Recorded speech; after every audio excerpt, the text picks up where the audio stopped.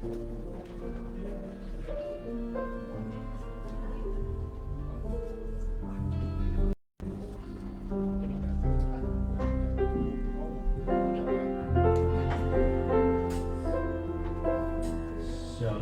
salam damai semuanya.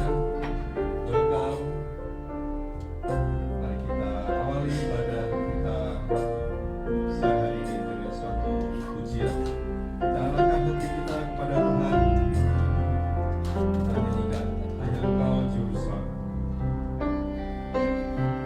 Hanya Engkau juru selamatku, Tuhan kasih padaku.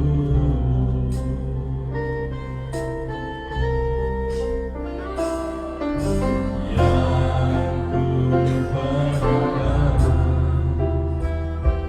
hanya janji-Mu. Ku percayakan hidupku,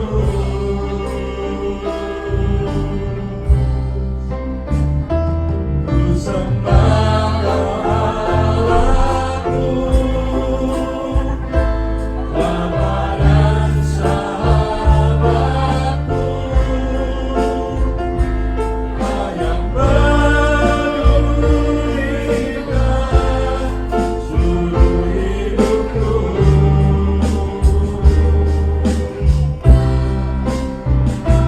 Walau lewati lembah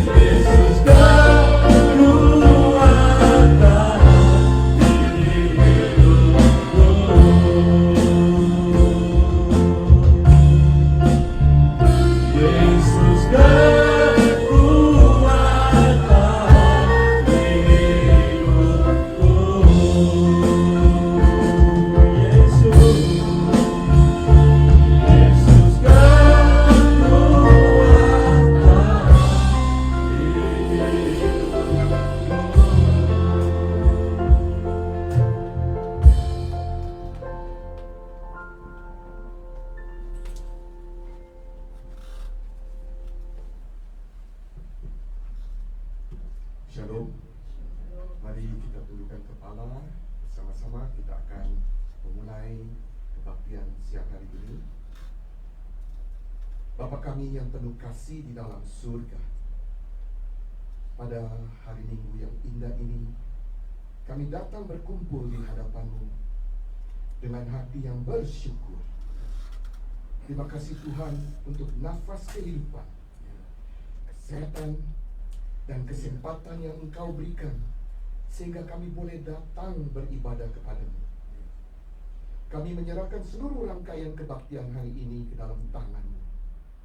Kiranya Roh Kudus-Mu hadir di tengah-tengah kami, memimpin setiap pujian doa, pembacaan firman, pemberitaan firman, sehingga semuanya boleh berlangsung seturut dengan kehendak-Mu. Bapa, kami menyiapkan hati kami dan membuka serta siap menerima firman. Di samping lembutkan juga hati kami, kuatkan iman kami, dan ubahkan hidup kami melalui kebenaran firman. Kami juga berdoa untuk hamba-Mu yang akan menyampaikan firman Tuhan hari ini, Pak David Laban. Berikan hikmat, keberanian, dan urapan Roh Kudus, agar firman yang disampaikan menjadi berkat dan penguatan bagi seluruh jemaat Maranatha.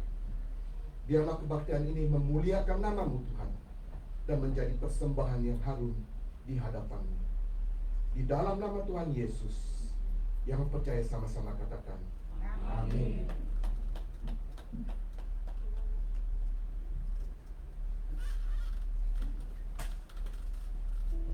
Sudah siap memuji Tuhan, kita mau bersyukur pada Tuhan atas penyertanya dalam minggu ini ya. Kita bersyukur pada Tuhan.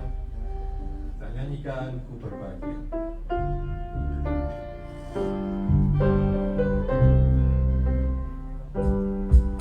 Ku berbahagia,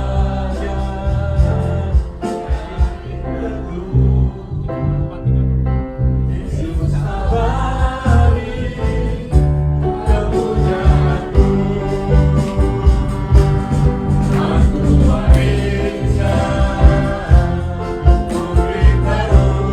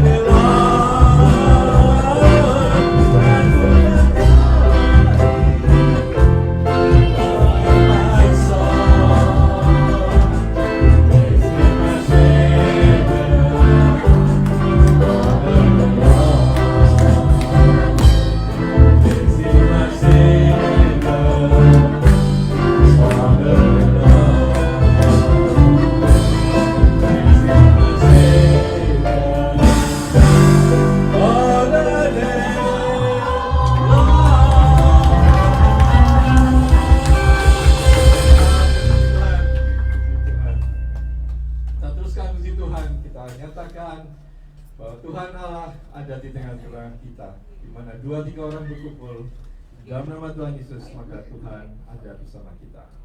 Amin.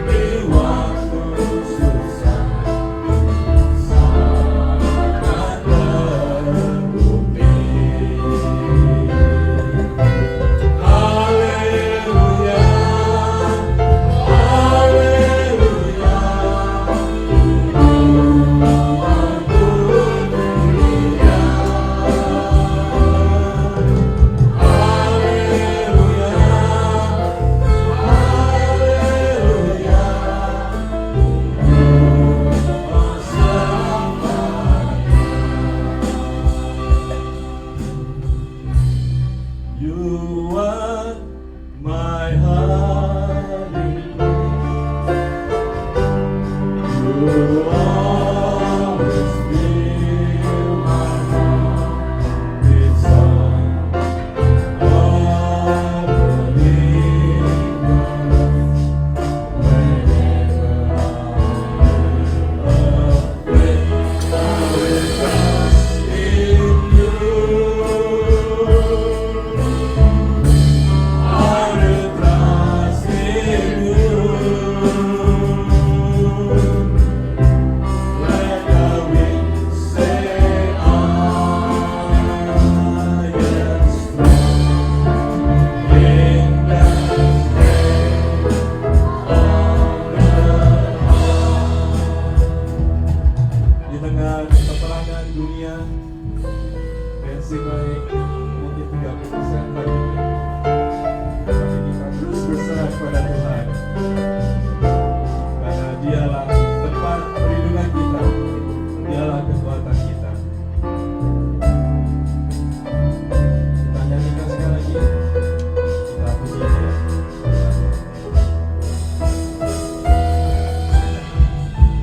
You are my hiding place. You always fill my heart with songs of deliverance.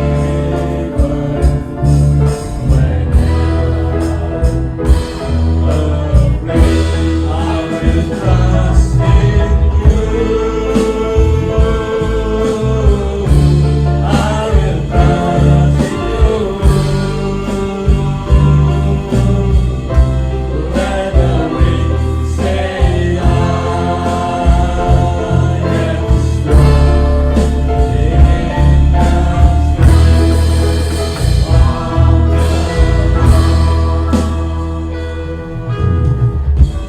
you are my hiding place. You always fill my heart with songs of deliverance. Whenever I am afraid, I will trust in you.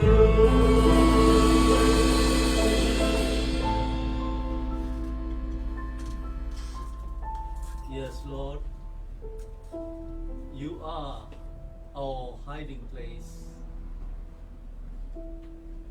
Kami bersyukur Tuhan bila kami boleh ada di tempat ini, bersekutu bersama dengan saudara-saudara seiman lainnya. Terbukti bahwa Tuhan senantiasa melindungi kami, menyertai kami, memelihara kehidupan kami satu persatu. Ya Bapa, ya Aba, berkatilah kiranya segala pujian yang kami sampaikan boleh menjadi dupa yang harum ke hadirat Tuhan. Dan juga ya Tuhan, saatnya kami boleh duduk diam mendengar firman-Mu. Biar kuasa Roh-Mu yang kudus yang menerjemahkan, yang memeteraikan, bahkan menjadikan logos atau firman-Mu ini menjadi rema dalam hidup kami. Ajar kami terus ya Tuhan, agar kami boleh semakin dewasa di dalam Kau. Ampuni segala dosa dan kesalahan kami. Berkatilah ya Bapa, dan urapi hamba-Mu dengan kuat kuasa-Mu. Di dalam nama Tuhan Yesus kami berdoa. Amin. Shalom.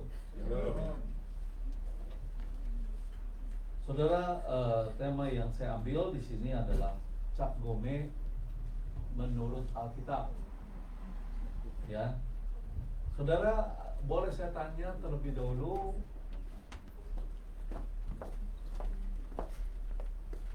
adakah di antara saudara yang masih merayakan Cap Gome? Udah nggak ada ya? Lontong. Jadi suka lontongnya ya? Kalau merayakannya sudah enggak? Enggak ya?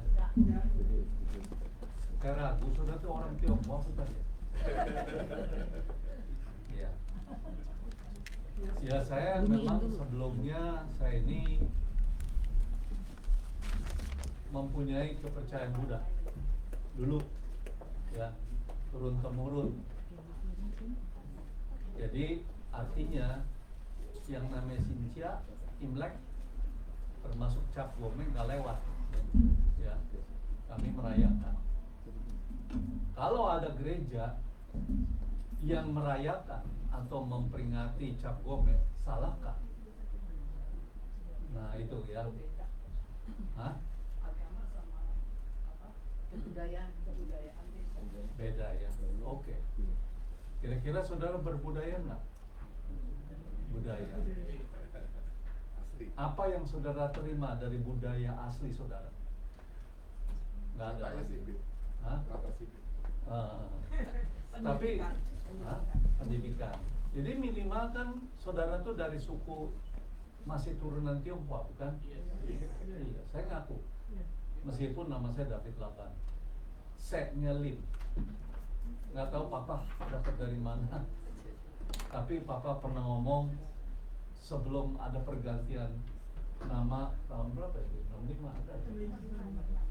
Itu papa dulu kan diajar sama Belanda. Dan papa harus bawa Alkitab tiap hari kalau ke sekolah. Dan ya dia harus tahu ayat-ayat bahkan nama-nama di dalam Alkitab. Tapi bukan berarti dia sudah di dalam Tuhan. Dialah orang terakhir yang bertobat di dalam keluarga kami, menjadi pengikut Kristus. Bedakan agama dengan pengikut Kristus ya. Saudara harus tahu itu betul itu. Ada garis yang membelah itu. Kalau di Indonesia ya dibilang agama, ya kita ini agama Kristen. Di KTP juga ditulis, cuma di sini saja di paspor tidak ada ditulis agama Kristen, nggak ada kan? Di paspor Amerika maksud saya, nggak ada. Occupation ataupun jabatan apa, nggak. Kalau di Indonesia harus taruh.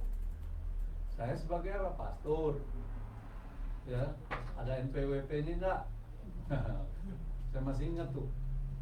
Kalau nggak ada, pastor biasanya dulu nggak kena NPWP. Nggak ada nomor wajib pajak di Indonesia. Jangan coba di sini. Ya, di sini harus file tax karena ada NPWP minimal SS, ya toh. Jadi nggak lewat dari situ. Nah, saudara, kembali kepada Cap Gome menurut Alkitab. Ini sedikit kita belajar karena saya mengakui saya dari sana dan saya belajar, saya ikuti ke kelenteng demi kelenteng. Saya akui itu semua, ya. Dan saya seorang pengikut Buddha yang cukup lumayan aktif dari Sampokong sampai ke Tanjung Kai. Itu saya jalani, ya. Itu saya dan keluarga. Sesembayangan nggak pernah lewat, saya sembahyang, ya. Sampai apa itu yang di kota Subiok apa? Konselio. Itu, iya, itu terkenal kan? Petak 9. Wah, orang sana ya. Asli ya.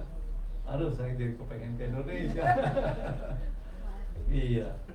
Nah, beberapa minggu lalu saya khotbah di tempat lain. Saya memang bukan gembala sidang, tetapi saya membantu gembala sidang yang ada. Oleh karena saya boleh dibilang sudah senior, sudah 50 tahun lebih saya melayani. Jadi ya tadi ngomong-ngomong sama Bapak ini, jadi ingat lagi dulu masa lalu. Ya, jadi saya memang lahir besar di GKI saya, ya, di GKI. Kalau tiap kali ke Indonesia seringkali diundang di GKI Pinangsia. Kalau saudara tahu, GKI Pinangsia itu yang gedungnya tua dan merupakan salah satu gereja yang paling tua di Jakarta, ya, salah satunya. Dan beberapa minggu yang lalu saudara, saya diundang khotbah. Setelah khotbah, saya kaget ada salah satu pengurusnya datang. Pastor, saya mau nanya. Boleh, saya bilang.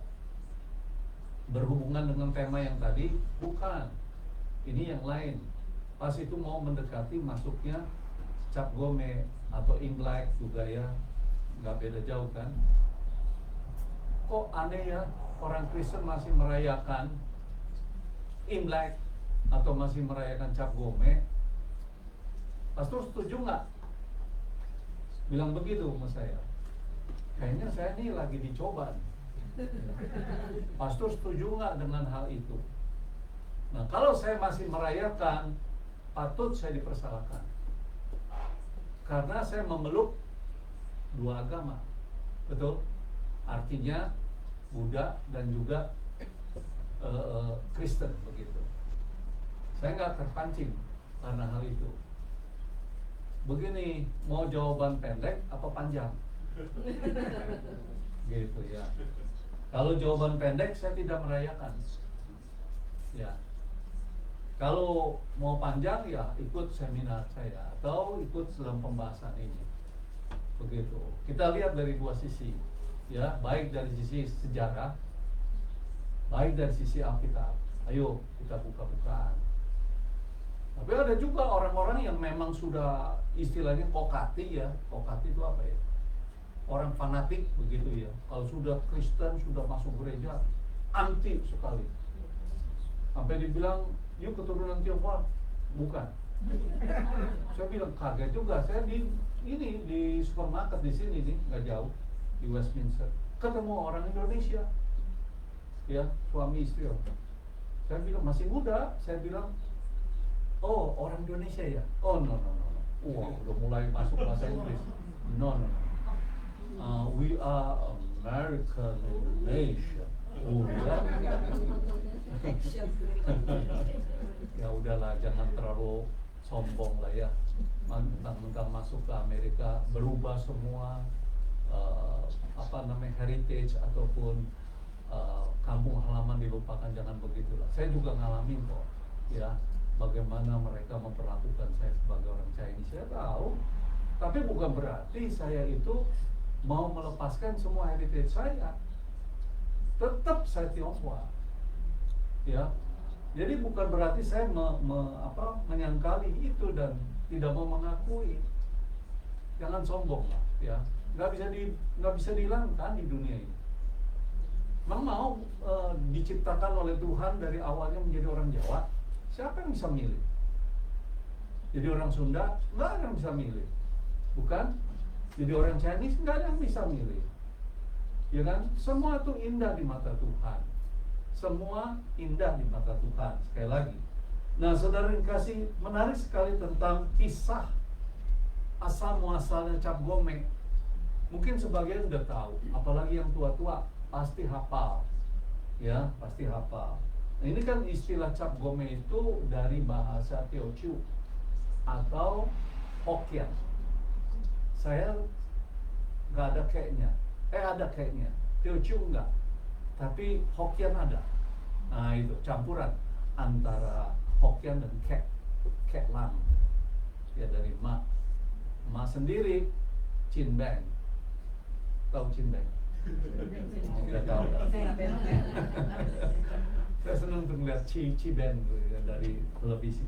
Nah, saudara, kita lihat di sini. Kalau yang namanya Cap Go itu kan 50, ya toh? 15, ya, saya lupa tuh.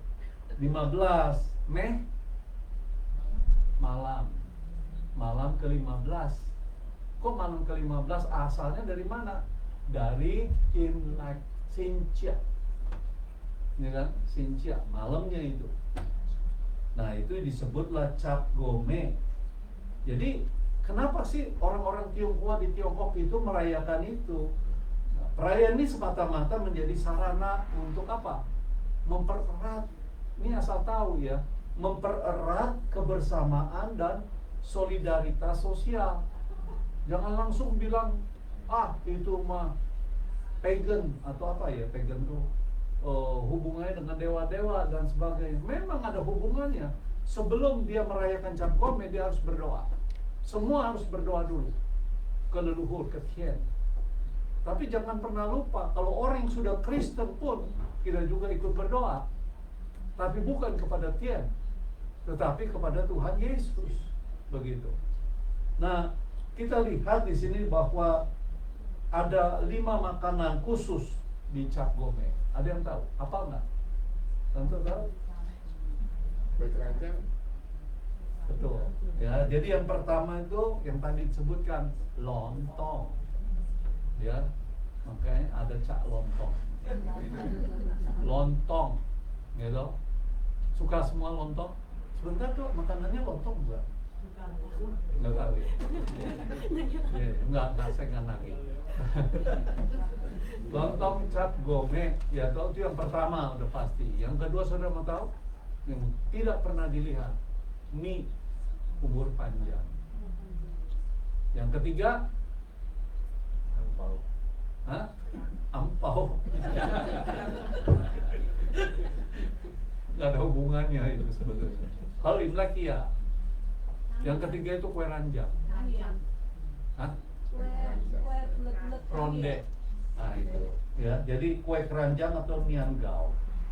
Ini panjang umur, ronde atau onde-onde, terserah dari mana asal, dari Surabaya atau dari Jawa. Dan jeruknya Mandarin. Nah, 5 makanan khas ini selalu ada di Cap Gome.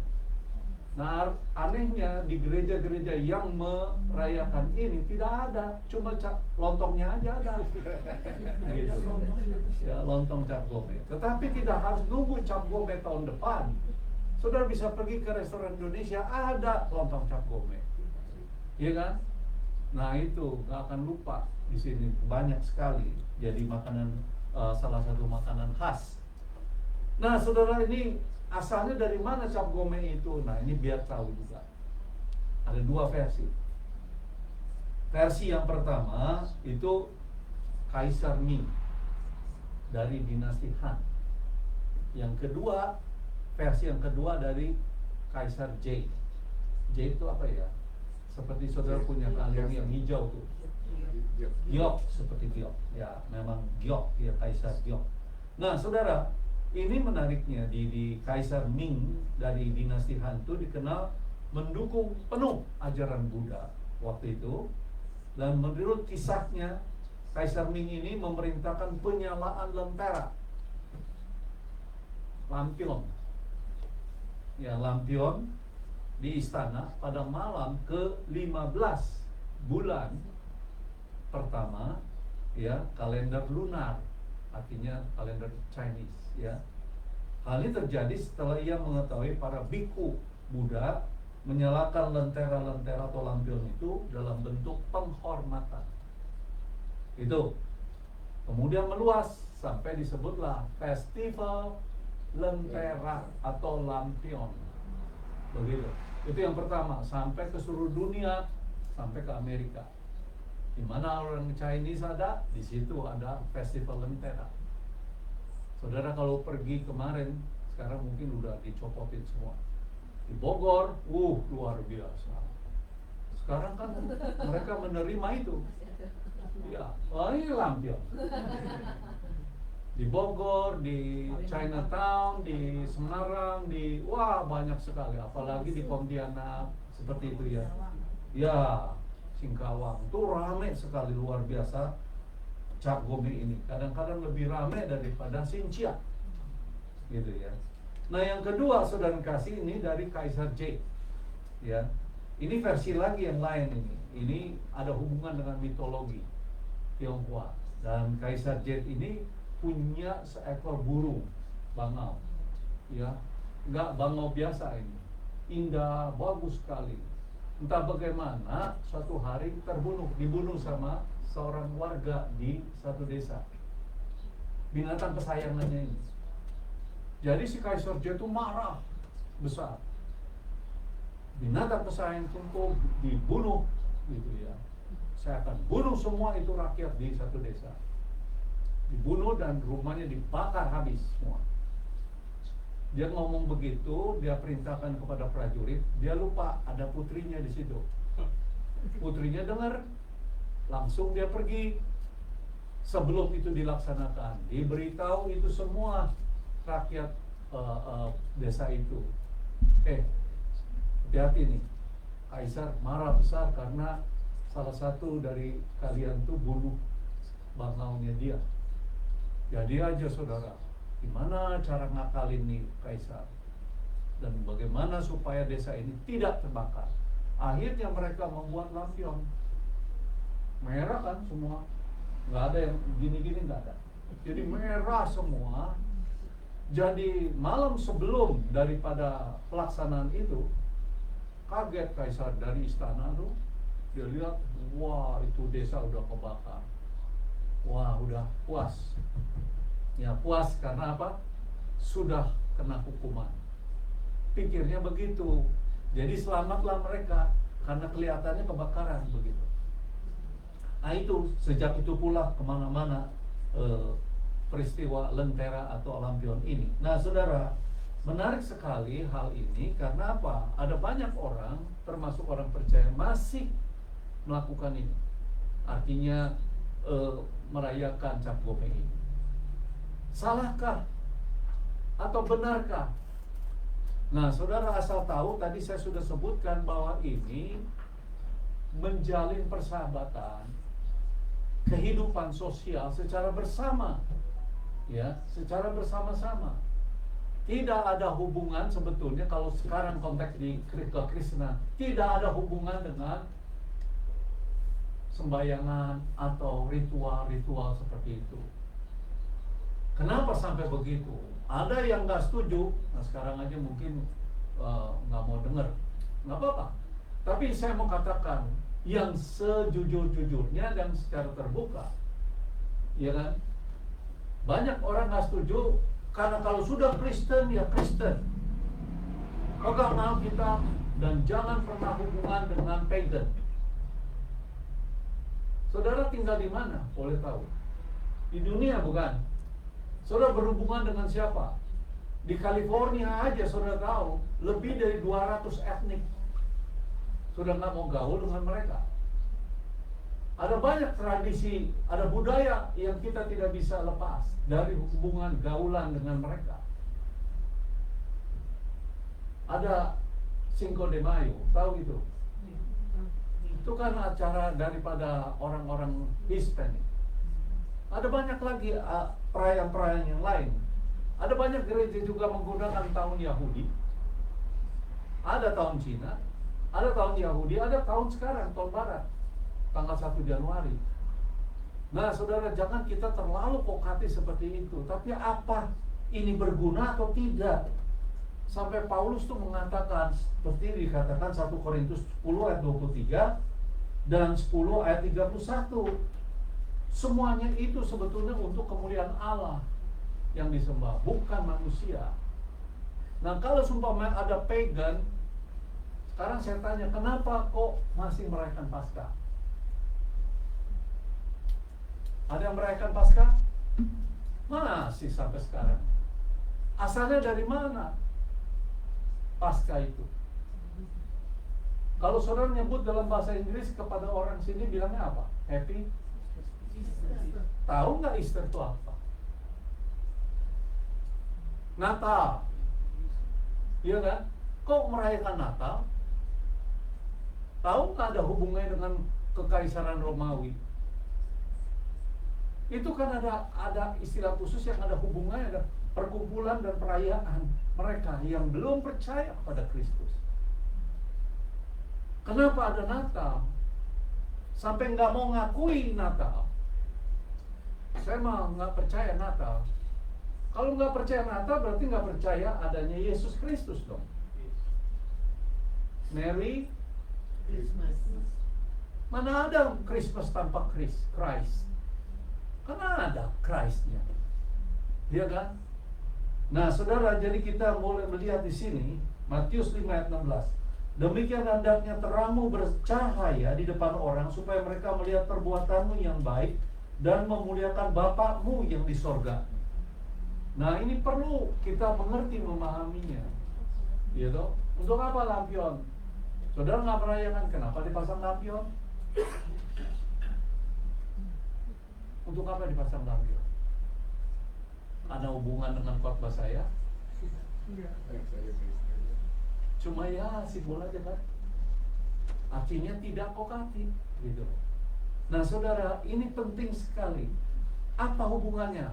Berguna tidak? Kalau nggak berguna, nggak perlu dirayakan, nggak perlu diperingati. Tapi berguna nggak? Sangat berguna. Kenapa bapak-bapak gereja atau misionaris awal-awal pertama itu mengadakan perayaan-perayaan ini pada hari di mana mereka merayakan pagan? Kenapa? Mereka itu ingin menjangkau orang-orang yang belum percaya. Seperti Paulus berada di Athena, di Yunani, dia melihat banyak sekali patung-patung. Orang-orang itu menyembah patung. Tapi ada satu patung yang nggak ada jenisnya, nggak ada rupanya, cuma platform aja begitu. Dan dia pakai itu, dia berdiri di atas itu. Orang pikir orang gila ini. Itu buat dewa tuh, dewa yang tidak dikenal. Coba, dewa yang tidak dikenal. Nah, Paulus diberikan hikmat Tuhan. Dia sampaikan, kalian mau tahu siapa dewa yang tidak dikenal itu? Yesus Kristus namanya. Disitulah banyak orang Yunani yang bertobat. Sekarang ada gereja di Yunani. Biar kita ini terbuka, saudara, bahwa perayaan-perayaan itu dijadikan jembatan, a bridge for evangelism. Ini penting buat saudara dan kita tuh tahu. Kalau ada orang yang tidak mau mengakui hal itu, saya khawatir dia nggak pernah menginjil, nggak pernah bersaksi tentang Kristus. Saya khawatir. Padahal Matius 28 disebutkan secara jelas bahwa ini amanat agung dari Tuhan Yesus untuk sampaikan. Bilangnya kemana? Ya, halo? Seluruh dunia. Di mana seluruh dunia? Di Amerika? Enggak. Saudara ada di Kalimantan berhubungan dengan suku Dayak, saudara harus bisa adaptasi di situ. Saudara berhubungan dengan orang-orang Afrika, saudara harus tahu bagaimana mengadaptasi di situ untuk bisa menjadi media menyampaikan Injil Tuhan. Saya berkata demikian karena saya dulu suka penginjilan. Sampai sekarang, kalau saya melihat Tuhan dorong, you harus bicara ini, saya bicara. Hasilnya ditolak atau tidak itu urusan dia dengan Tuhan. Tapi saya berkewajiban untuk menyampaikan Injil Tuhan. Begitu. Gereja di sini kebanyakan gimana? Semakin tahun, tambah tahun, semakin banyak gereja, bukan? Jemaatnya gimana? Ya itu, dari satu ke satu, terus saya pindah-pindah. Satu kali saya tanya, kenapa sih suka pindah? Minggu depan kemana? Oh, ke A. Ada apa? Khususnya spesialnya apa? Makanannya dong, pastor. Apalagi yang student. Waduh, student tuh milih tuh. Siapa yang masak di sana? Tante siapa? Wah, itu ditanyain tuh. Oh, tante A. Kurang kalau itu. Saya pernah ngerasain makanan. Jadi tujuan ke gereja sudah nyeleweng, enggak lagi fokus pada kemuliaan nama Tuhan. Hanya untuk nyariin makanan yang enak. Ini orang Kristen apa-apa? Saudaraku yang kasih, ini yang namanya kontekstualisasi budaya, inkulturasi. Saya lulusan dari Biola University dan lulus di bagian Intercultural Studies. Jadi kita tuh jangan menolak budaya seseorang. Nggak bisa. Amanat agung tuh berhubungan langsung dengan budaya-budaya berbagai jenis. Mau Chinese, mau Korean, mau Japanese, Thailand, whatever. Apa saja. Nah ini maksudnya Tuhan. Kita harus kontekstualisasi. Ini namanya contextual evangelism. Yang kedua, persaudaraan dan kebersamaan. Cap Gome diadakan atau Sinja diadakan itu untuk kebersamaan. Jangan lihat ritualnya, tapi kebersamaannya itu, saudara. Mau gabung? Oh, saudara-saudara yang lain, anak yang jauh sekarang mau datang, ya jangan hanya pada waktu kematian atau pernikahan baru datang. Tapi perayaan seperti ini bisa kumpul. Nah, itu kan bagus. Kebersamaannya itu loh, susah dicari sekarang. Betul nggak, saudara? Susah dicari karena pada sibuk semua, super sibuk. Udahlah nanti ya. Nggak ada waktu. Terus saja sampai satu kali, waktu stop. Akhirnya, maksudnya meninggal. Kumpul dah. Wah, nggak enak kalau nggak datang.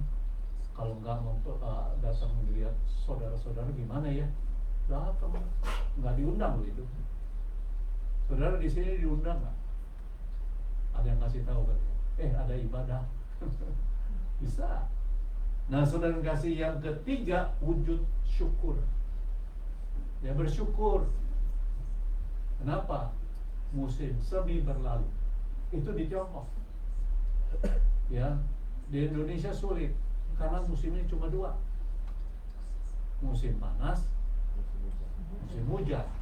Sekarang kebanyakan hujannya. Ya, musim panasnya jarang.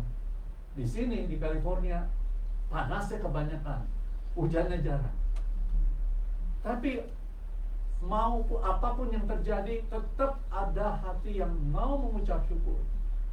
Coba kalau saudara bayangkan saudara ada di Iran, saudara pikir semua orang Islam semua? Enggak.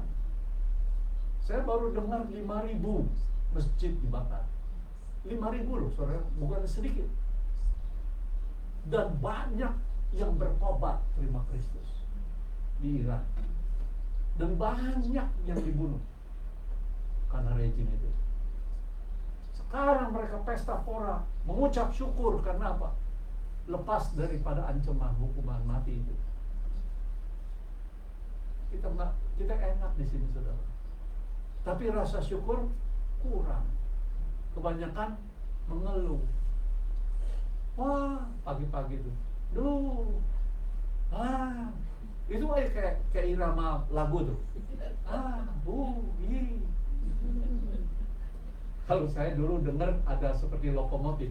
Tahu lokomotif zaman dulu yang pakai, mereka bilangnya spur kan. Apa itu? Asap yang ngepul. Kalau pagi-pagi kan bunyi tuh kereta api. Wit. Susah begitu. Nah, itu tuh kereta api dulu. Lalu disambung dengan cek. Disambungnya dengan apa? Ojo jajan begitu. Kalau saudara orang Jawa ngerti. Nah, saudara, yang terakhir adalah menghormati tradisi, ya. Jadi kita tidak bisa lepas dari mana kita berasal. Kalau memang orang Tionghoa, ya orang Tionghoa, apalagi generasi lanjut usia, tetap memegang nama 3 kata itu kan, nama Tionghoanya. Di sini aja semua ganti. Wah, saudara, kalau di Indonesia dibagus-bagusin namanya. Iya, betul. Saudara saya namanya Edward. Orang sana nggak biasa manggil Edward. Aduh, susah. Lidahnya bilang Edward. Jadinya apa? Edward. Rusak. Jadinya Edward. Aduh, bagus-bagus nama diganti. Ingat kan, semua nama harus diganti waktu itu. Oh, George. Dipanggil orang apa, Pak? Tetap George. Iya. Orang Arab, ya. Namanya siapa tuh ya? Itu waktu itu saya masih jadi vikaris ya, masih bantu gereja. Ada satu orang Arab punya geng, istilahnya tuh geng jahat lah gitu. Saya mau dibunuh lah, awas nanti ya, sampai dia masuk penjara, keluar penjara cepat sekali.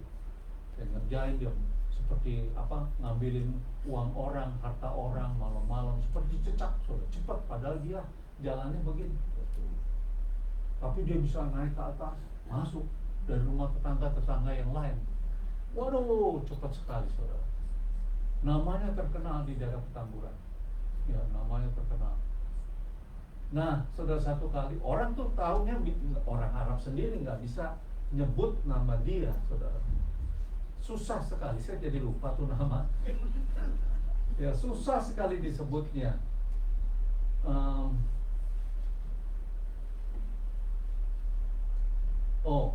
Nama aslinya Khaidir. Ada di sini. Khaidir. Jadi orang Arab tuh harus ada bunyi di sini di tenggorokan. Khaidir. Seperti itu.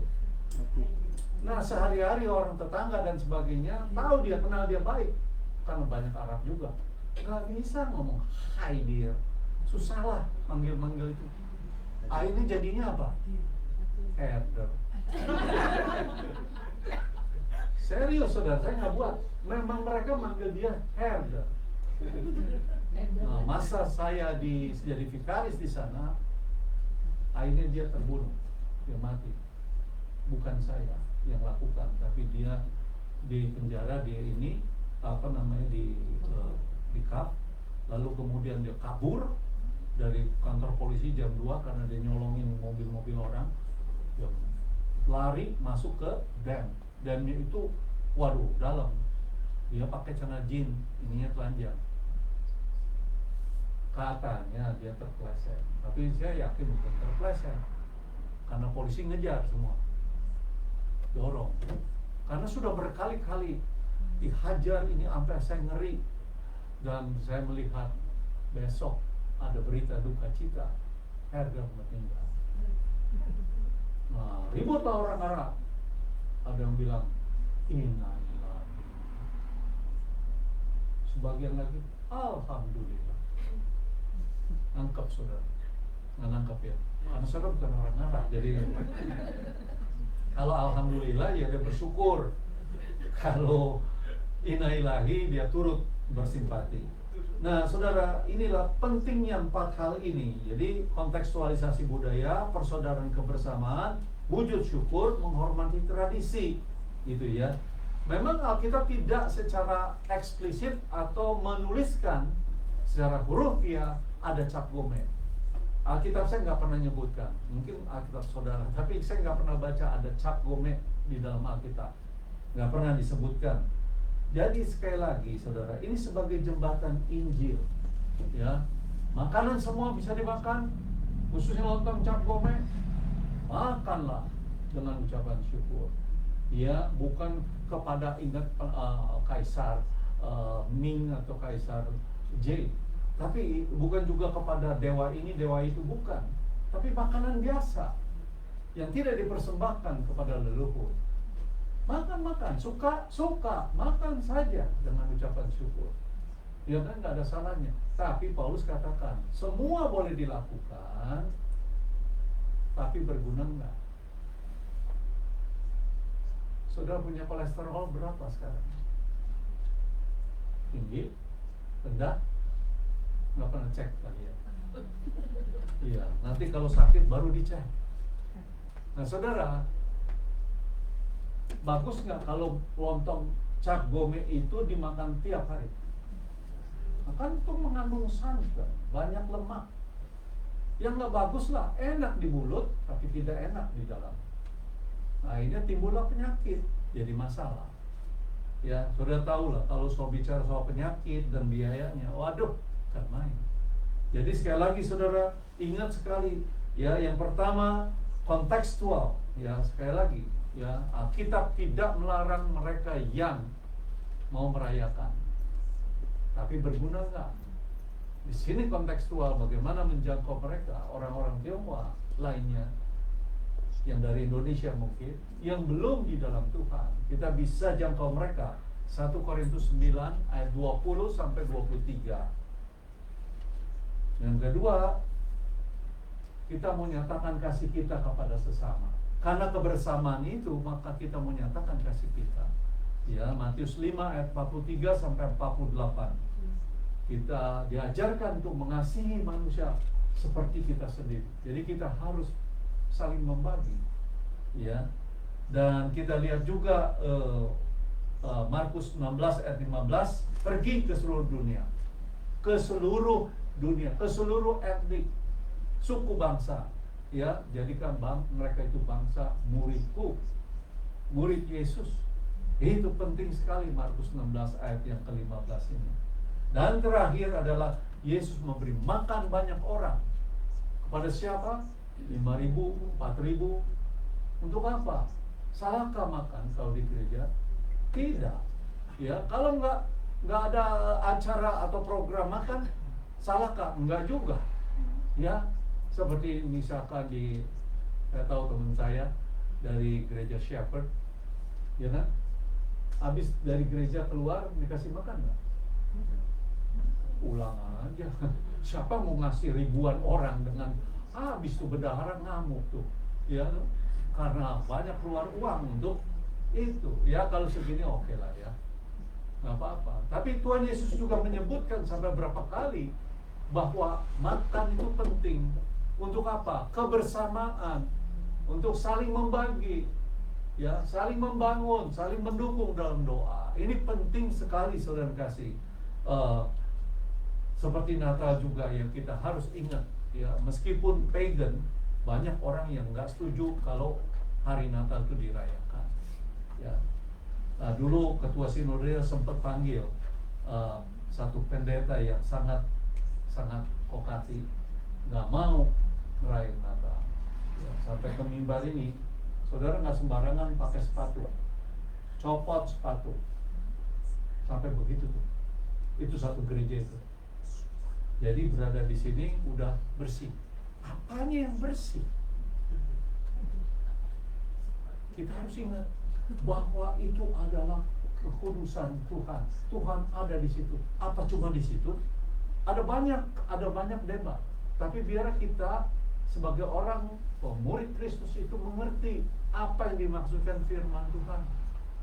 Ada yang secara deskriptif, ada yang secara preskriptif. Itu harus tahu, saudara. Saudara kalau baca firman Tuhan jangan pernah lupa. Preskriptif itu seperti orang diberikan resep dari dokter. Itulah, jangan diganti, jangan dirubah. Jadi saudara harus beli, makan sesuai instruksinya. Itu di Alkitab ada. Seperti Matius 28. Pergilah ke seluruh bumi, jadilah mereka bangsa muridku.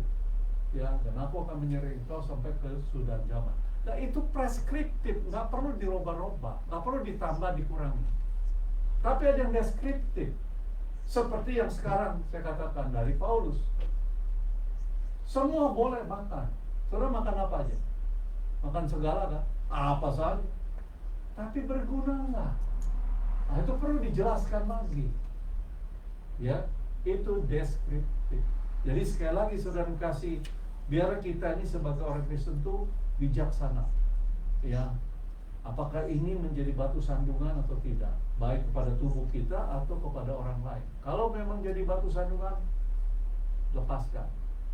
Ya dong. Tapi kalau ini sebagai jembatan untuk menjangkau mereka bagi Kristus, why not? Jadi sekali lagi saudara kasih, ingat dan selalu ingat, jangan kita kokatif, jangan kita itu fanatik terhadap sesuatu hal. Kita harus belajar dari firman Tuhan. Harus belajar, jangan jadi Kristen agamis. Oh iya, agamis itu wah pokoknya apa yang dikatakan Alkitab. Padahal banyak hal di dalam Alkitab yang perlu dijelaskan. Tuhan memberkati saudara sekalian. Mari kita tundukkan kepala. Bapak, ya Abah, saat ini kami boleh bersyukur karena firman-Mu boleh hamba sampaikan sesuai dengan kehendak Tuhan di dalam firman-Mu, agar kami sebagai orang atau anak-anak Tuhan, ya Tuhan, boleh mengerti apa yang Tuhan maksudkan di dalam firman-Mu. Dan kami perlu penjabaran, kami perlu pengajaran dari-Mu ya Tuhan. Biar kiranya Roh Kudus terus akan menjelaskan dalam kehidupan kami sehari-hari, supaya kami ini boleh menjadi terang, bukan terang lampion, tetapi terang-Mu ya Tuhan, sebagaimana Engkaulah terang dunia. Biar kami boleh menjadi terang di tengah-tengah masyarakat yang banyak tidak mengenal Engkau sebagai Tuhan dan Juru Selamat. Kami ingin hidup kami dipakai ya Tuhan, kesempatan yang terbaik selagi kami masih hidup, untuk membawa jiwa-jiwa baru bagi-Mu ya Tuhan. Terpuji-puji kiranya nama-Mu. Di dalam nama Tuhan Yesus Kristus kami sudah berdoa dan mengucap syukur atas firman-Mu. Haleluya. Semua yang beriman katakan amin.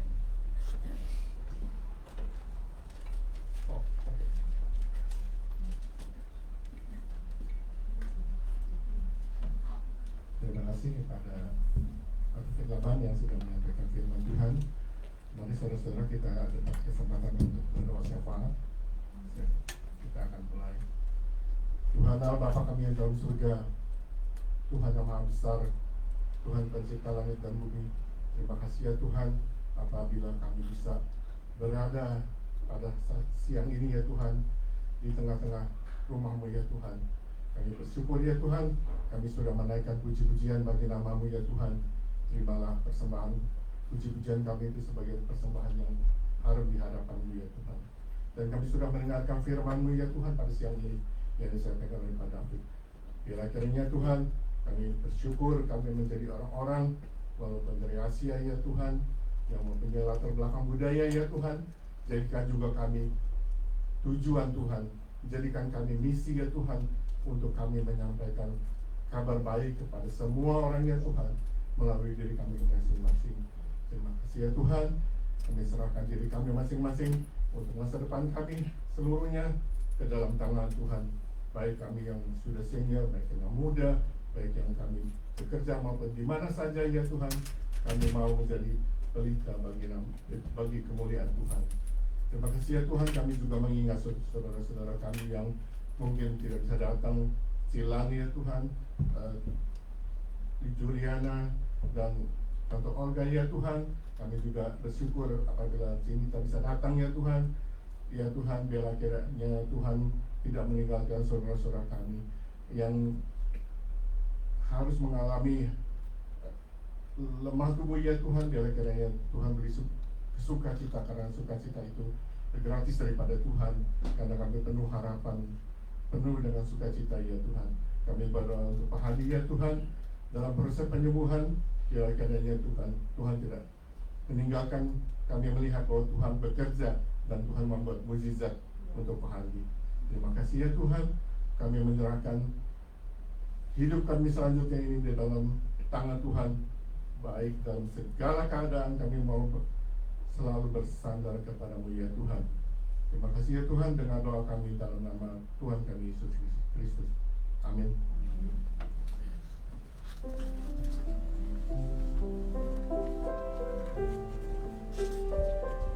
Saatnya persembahan.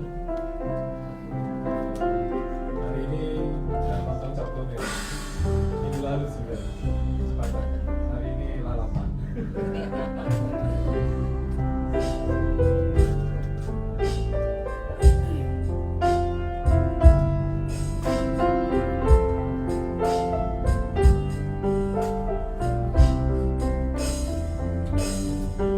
Ada kasih dari surga begitu sempurna, ajaib namun nyata terlihat. Saat Engkau dengan aku tulus mengasihi, nyatakan dan pancarkan kasih-Nya.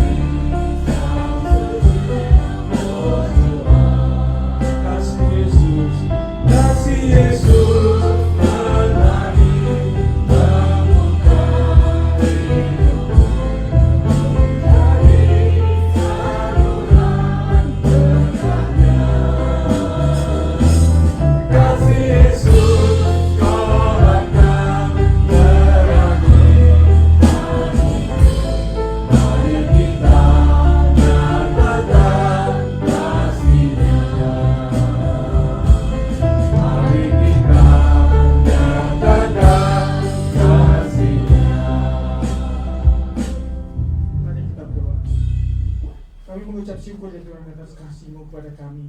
Engkau selalu memberkati kami hari lepas hari. Tiap pagi selalu baru, nafas kehidupan kami Engkau berkati. Kami boleh mengucap syukur kepada Tuhan atas berkat-berkat Tuhan, atas pekerjaan, atas berkat yang lain. Dan juga kami saat ini mempersembahkan sebagian kecil dari berkat itu ya Tuhan. Kuduskan, sucikan persembahan ini supaya berguna untuk pelebaran kerajaan Tuhan. Berkati juga mereka yang memberi maupun yang belum sempat memberi. Engkau kasihi mereka juga. Kami serahkan semuanya ini dalam nama Tuhan Kristus, Juru Selamat kami hidup. Amin.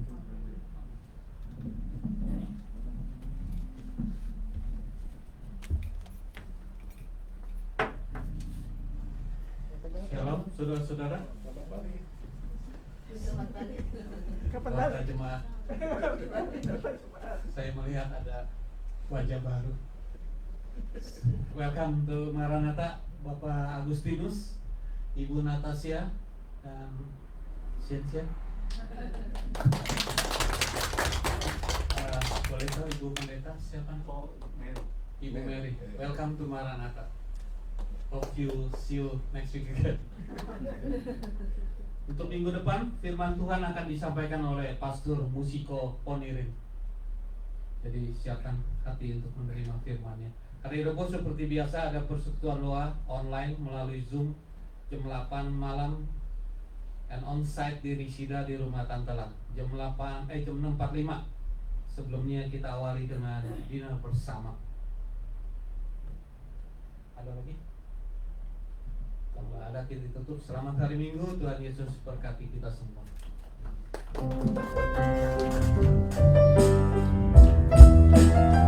Jadi Rabu tentang kesaksiannya. Kalau mau yang bersaksi siapkan kesaksiannya.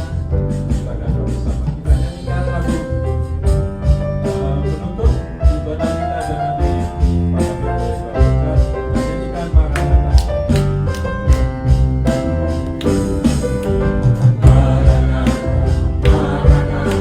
Tuhan datanglah, persiapkanlah dirimu, sambut kedatangannya. Maranatha, Kristus datanglah, hari itu, hari yang bermulia. Haleluya, Tuhan datanglah dalam kemuliaan-Nya bersama para utusan anggotanya. Raja berjalan untuk membahasa yang disembah sang Raja, ya Yesus, Maranatha datanglah. Haleluya, haleluya, Tuhan datanglah dalam kemuliaan-Nya bersama para utusan anggotanya. Raja berjalan untuk membahasa yang disembah sang Raja, ya Yesus, Maranatha datanglah. Ya Yesus, Maranatha datanglah. Ya Yesus,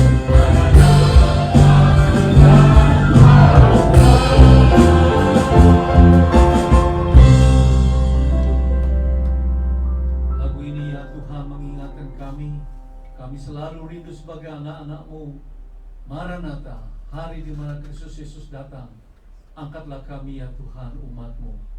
Tuhan Yesus berkatilah setiap insan yang ada di tempat ini tanpa terkecuali. Tuhan tahu apa yang menjadi kebutuhan pergumulan mereka.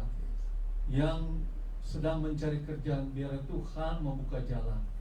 Mereka yang sedang sakit, Tuhan jamah dan sembuhkan. Bahkan ya Tuhan yang sedang bermasalah dalam keluarga, Tuhan tolong biar Roh Kudus boleh menyatukan kembali. Tuhan berkati dalam kehidupan kami sehari-hari, biar berkat jasmani rohani Tuhan limpahkan.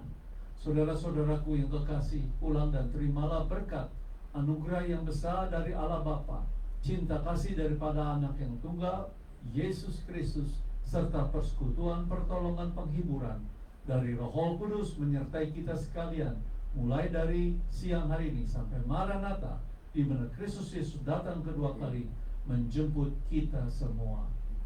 Biarlah semua orang beriman menyambut dengan amin. Amin. Tuhan memberkati sekalian. Silakan bersatu dulu.